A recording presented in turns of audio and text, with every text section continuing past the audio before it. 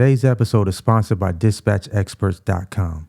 They keep your truck moving and making money. What's up, guys? Bigg Vic back with another video. Here's a few things that I've learned in this 24-month span that I've been in the trucking industry, more specifically box trucking. First thing, freight, fuel, all work for trucks. It fluctuates, it happens. So you really have to prepare for the slow seasons. That means making your money when rates are really well, putting a lot of that money back, either putting it back or investing it in other opportunities that could potentially keep your cash flow growing when slow seasons happen. Okay, I learned that after year one, after peak season, when it did slow down, even though I was still running the truck, still profitable, but the rates weren't as jumping as it was during like the peak season periods. That stuff fluctuates. First order business, get in, make your money, put as much of it up as you possibly can, and then just prepare yourself for slower seasons. Like I said, keep you multiple streams. Have multiple streams going, even outside of your trucking business. Number two, the relationships you build in this industry can sustain your trucking business during rough times for most carriers. That means you could potentially build relationships that always keep certain freight that you could more than likely call on to move that particular freight, even when it's slow, even when prices dip.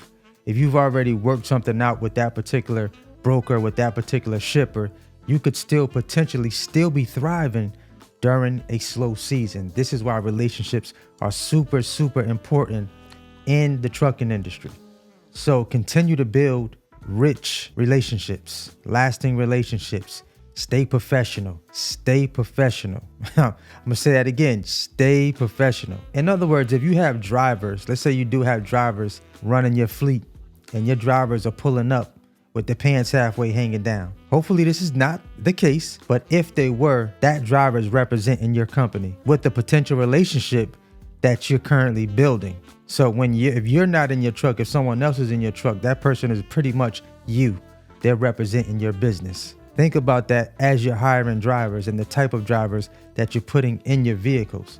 Relationships can potentially sustain your business when rough times occur in trucking. Here's a word from today's sponsor. Are you an owner-operator looking to grow a successful trucking company? Most experienced operators understand various issues they face when out on the road, like hunting for the best loads, negotiating with shippers and brokers, filling out and scanning paperwork, booking loads quickly en route, and immediately sending invoices after the drop-off. See, it costs a lot to run a truck. If you don't have consistent cash flow coming in, your business will suffer. You need a knowledgeable support team to ensure your truck is always running and earning income. Unfortunately, strong back offices like this cost money and can be too much for the early stages of your business. But what if I told you you can have an experienced team behind you without any contracts or monthly fees? A team whose pay is directly tied to your own success. Meet Dispatch Experts. They are a team of 100 strong professional dispatchers with years of experience that help over 2,000 carriers like yourself keep moving and keep earning. Listen, they work with all types of equipment. They have built a vast network of shippers and brokers, no contracts or monthly fees, and you can accept or reject loads as needed. So listen, you can get set up with Dispatch Experts within minutes and only pay for those trips that you take.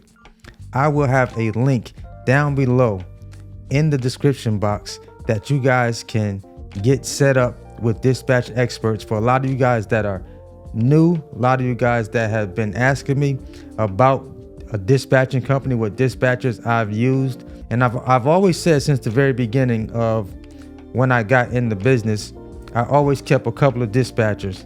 So when I am on the road, and if they can find a load before I can find a load for myself, I will use a dispatcher. And these guys are super reasonable. I've sent people to these guys several times.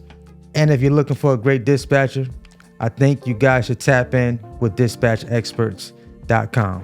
Number three, don't rush the process. As a new carrier, you will get more no's than you will get yeses. But do not let that discourage you. Most new box truck carriers, recently have pretty much been starting off with Amazon Relay because, of course, we all know that Amazon will let you carry their freight as a brand with a brand new authority. So most people start there, they get in about 90 days or so. Then they start reaching out to websites such as DAT or load boards such as DAT, Truck Stop, 123 Load Board. There's various load boards out there, Truck Smarter, that you can potentially start moving freight for after, 60, 90 days. So, and I know a lot of people, they will hit me up and let me know like, hey, I've been making calls. I'm just not getting no yeses right now. But believe me, you will call a broker that will give you a shot. A lot of time it's about communication, how you talk to them. I know a lot of times they're going to run that MC number. And when they do run that MC number, they're going to see like, hey, this is a person with a brand new authority. They've only been running 30 days. You let them know up front, like, hey, I got a brand new authority. This is what you say to brokers a lot of times. Clean driving record. We're just looking for a shot, to run some freight with some great brokers.